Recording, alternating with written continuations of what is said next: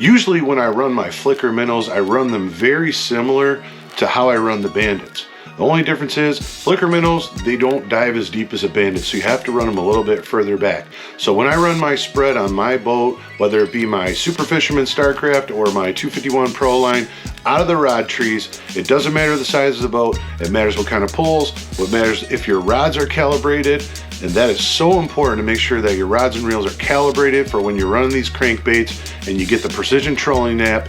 Figure out how deep you go based on how many feet they go out, and learn those depths so that when you're driving around and you're looking at your electronics, you can clearly see kind of how deep those fish are, and you can figure out how far back you need to be in order to be 2, 3, 4 feet over the top of their head so that they can see that bait go by and they come up and give it a sniff, and hopefully you put a walleye over the rail.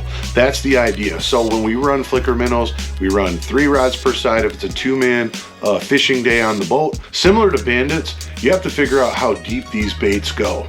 And when you figure out how deep these baits go, you can figure out how deep the fish are, and in relation to that, you can figure out how high you need to get your crankbait for those fish to get a little sniff of it as it goes by over the top of their head and come up and give it a tug. And hopefully you can get more fish over the rail by following that. So my best advice to that, again, get the Precision Trolling Data app, figure out how far back those baits need to be and how deep they'll be. And when you cruise around and you're looking at your electronics, you can see how deep those fish are, and you can figure out how fast you need to go and how deep those lures need to be, and then you can kind of dial in on the colors and figure it out. But normally I run my flicker minnows 10 feet out further than bandits. So in my last video when I talked about bandits, I said my outside would be 25 back. Well, on the flicker minnow, it'll be 35 back, and my middle one will be 45 back, and my inside one might be 55 to 60 back. So what you're gonna do is you're gonna let out your first flicker minnow. You're gonna let that out, 35 feet. You're gonna let it out away from the boat once you snap the planer bore on to a total length of maybe 135, 140 feet.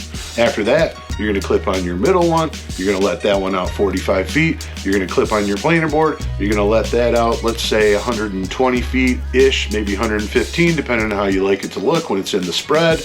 And then your inside one, you're gonna let out 55 to 60 back, and you're gonna let out, after you snap your planer board on, you're gonna wanna let that out and let it go out to maybe 85 feet, 90 feet.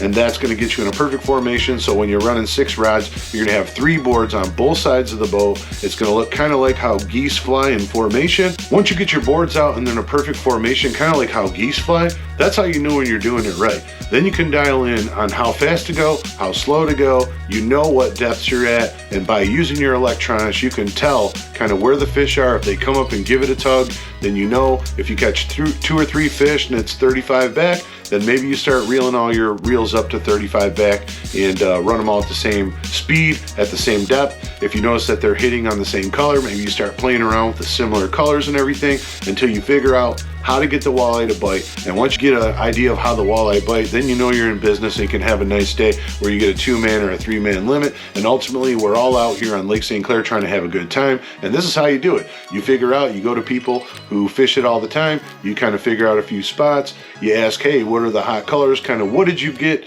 fish on last time? Guys will share information with you. Some of them won't, but the majority of them will, because there's a lot of water out there to cover. There's a lot of fish out there to be caught, and there's no reason to not help another angler when he's out there trying to have a good day on the lake. As long as you're not giving away your secret spots, telling a guy what color you did good on is not going to stop anybody. So let's not be haters. Let's be nice to each other. Let's try to not derail somebody else's success. And especially a father and a son, or you see some adults with some kids trying to have a good time and teach them how to fish and enjoy our natural resource here with Lake St Clair, which is arguably one of the best fishing lakes in the entire country for smallmouth bass, muskie, and walleye. So if you're going to help somebody out, maybe that'll give you a little bit of good karma and you'll have more fish too.